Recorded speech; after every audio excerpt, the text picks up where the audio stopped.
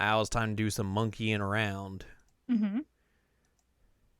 Hooting and hollering. Got a lot of monkey business this week. God. As they say.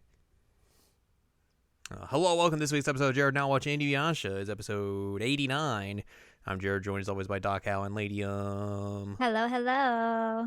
This week we were watching Season 4, Episode 6, or Episode 88, entitled The Three Sprites of the Monkey God.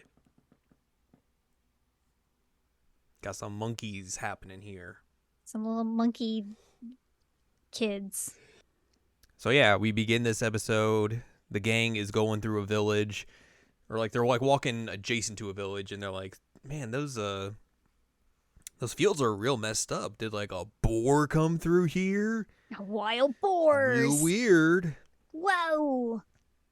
And then the villagers are running after Inuyasha, like, oh wait, he's got ears, he's got the fair hair, wait, and they're like, God, dog. Inuyasha thinks he's like, oh, they want to fight me or something, I guess. They're like, no, dog god. Oh God. And of course, this is not a Kurone, so this is not a dog god. No, it's not a dog god. That would be a very different thing you would have to give for exchange for the dog god services. Yeah, not pickled vegetables, that's for Nope. sure. Give the Yubies. So these villagers think Inuyasha is a dog god, so they're like, hey, there's this weird monkey demon that's been ravaging our fields. Can you take care of it for us? We have these pickled vegetables. That's all we can offer. That's all we have. So everyone's just kind of like, look, let's just do what they say, and then we'll just be out of their hair, and we'll be done with this. And then Sango and Moroku are just like, you guys do that, we'll go look for Naraku. Uh-huh. Wink, wink. Wink, wink. All right, see you later. So it is Inuyasha, Kagome, and Shippo. They're out looking for the monkey demon, and they find the monkey demon straight away. He's like, oh, look at me, I got one eye. And Inuyasha punches it, and it immediately turns into three monkeys. 3 monkeys about the size of Shippo. Yes, they're little tiny monkeys. Little butts. Apparently they have names. They do? We did not get them in the anime. Or, in the English dub, I should say. Oh my God. They are Gon, Boon, and Ken. Ken. They are the three sprites that are looking for their monkey god. They believe the monkey god is hidden somewhere in the village that they just came from. And that's why they've been digging through the fields and everything, because they've basically been hearing this, or they had this collective dream that made it seem like, oh, it's buried within vegetables, so we should dig up the fields, and that's where the monkey god's going to be, because it's a stone they're essentially looking for, because it was taken from the shrine that was deep here in the forest, because the shrine got burned down due to wars and all that sort of stuff. So they lost it, and now they're trying to find it. They trick Inuyasha into holding a ceremonial stone, and then it turns very big as Shippo's like, hey, tiny demons do this to trick you, and then it turns big. You should watch out for that. Oh, never mind. Sorry, I guess you're stuck now. Too late for that. So Inuyasha now has a boulder stuck to his hand, and he's trying to get at these monkeys to bonk them and to get them to change it, and they're like, nah, here's our butts. Look at our butts. We got more red, more brains on our butts than you got in your head. We don't remember how to undo this anyway. Yep. And then they do give him another one. Yeah, they had another boulder on top of it because he's able to lift up the one boulder. All right, here's another one. Boom. And then he just gets squished, and they're like, all right, see you later. Nah. And then Kagome and Shippo run after them, and Kagome's just like, just don't move an inch, Inuyasha. He's like, Please help. But yeah, we see a fight between Shippo and the monkeys. It's just tiny demon antics going at each other. It's very good. And then Kagome makes them stop by just giving them snacks, and then allows the monkeys to explain how they're trying to find the monkey god and all that sort of stuff. And then Inuyasha shows back up and just got the boulder stuck to his hand. He's like, let's fix this. And they're like, we forgot. We forgot.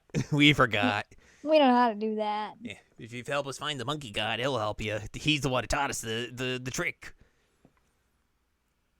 So they all go back to the village and just go around asking people hey, do you know about this stone at all?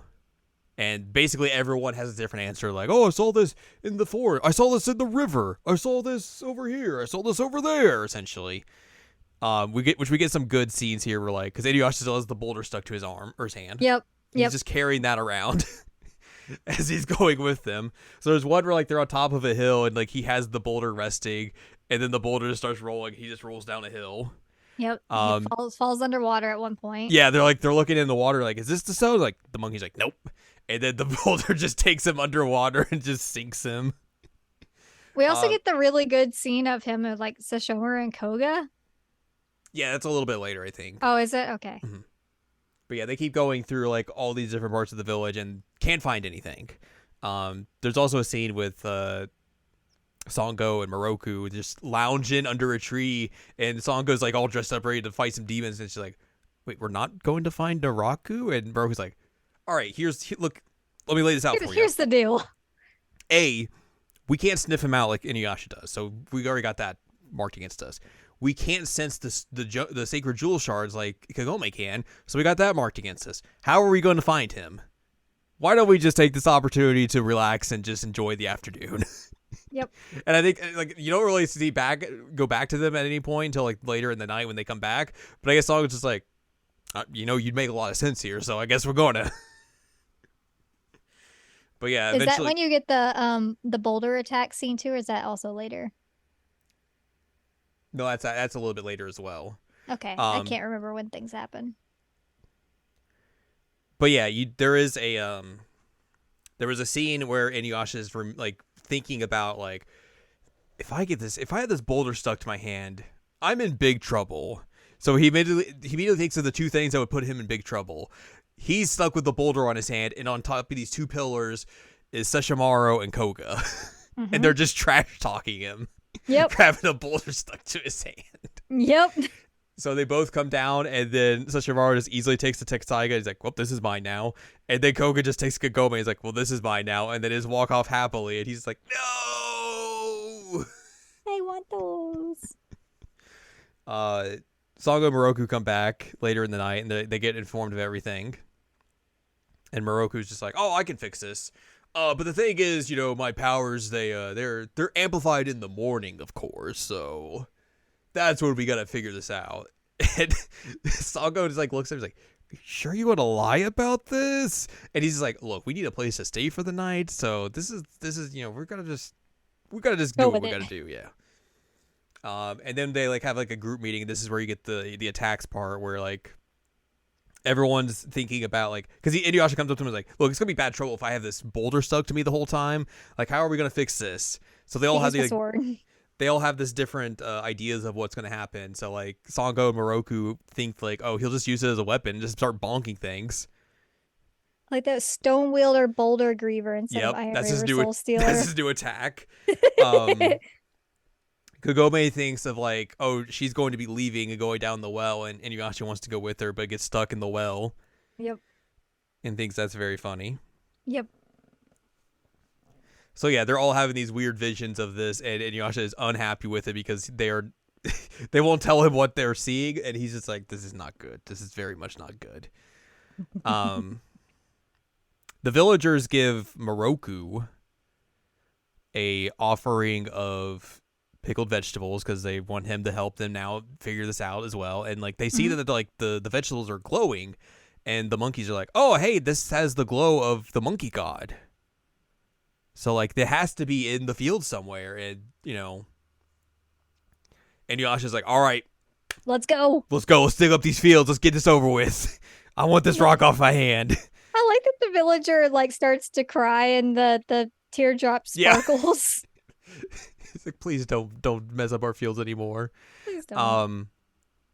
But Kagome kind of figures something out of, like, hey, where are you guys pickling these vegetables at? Take me to that, and let's see if we can figure something out. And they go there, and the rock that they're using for the pickling is the rock of the monkey god. Mm-hmm. And the little monkey's like, that's it, that's the monkey god. It's shining. What are you doing? Why are you making it into pickling? Why'd you steal it? And they're like, no, I just found it on the side of the road, and that's just how it is. And the monkey's like, well, we were, protecting the shrine day and night, even when the fire happened. We took it out. And then, we found some acorns on the ground and started eating them and then got distracted and then we left the stone. Oh, boy. Oops. So Moroku shows up and he's like, here's some purification water. Bloop. Pours on it and the monkey god comes out and is like, hey, I'm an old monkey. Old monkey. Hello, I'll protect your village. Man, okay. I don't like the vegetable smell. Inuyasha gets his hand freed finally. Yay, they don't explain how, but he does. Well, I guess this is like, hey, the monkey god knows the trick, so. Yeah.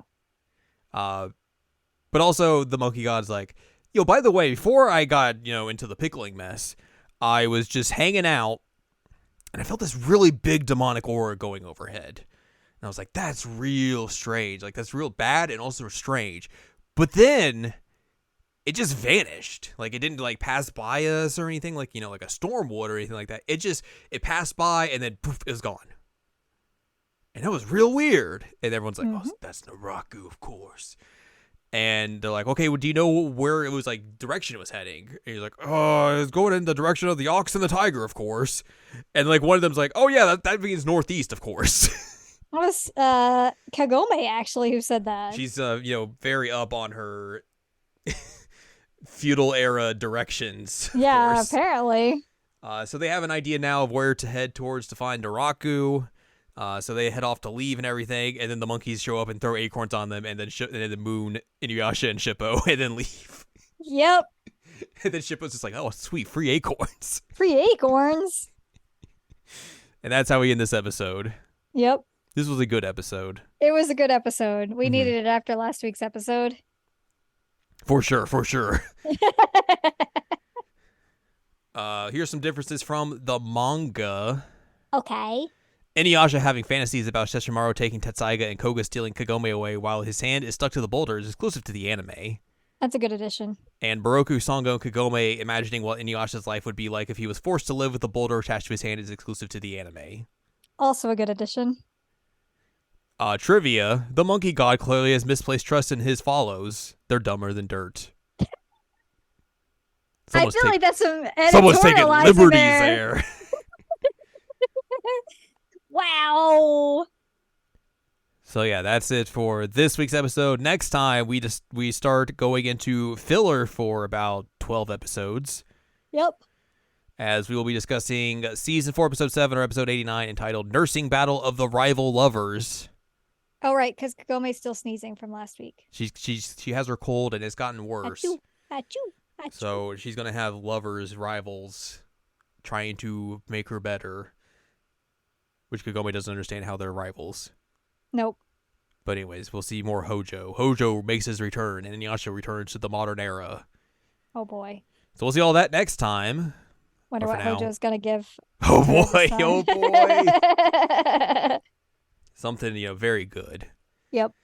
But that's going to do it for this week. So if you'd like more from us, head on over to seasonalanimecheckup.com or sac.cool. It's where you can find past episodes of this podcast and other podcasts like Seasonal Anime Checkup OVA. You can also find columns and reviews on the site as well. If you'd like more from Anladium, go to anladium.com. She's got columns and reviews.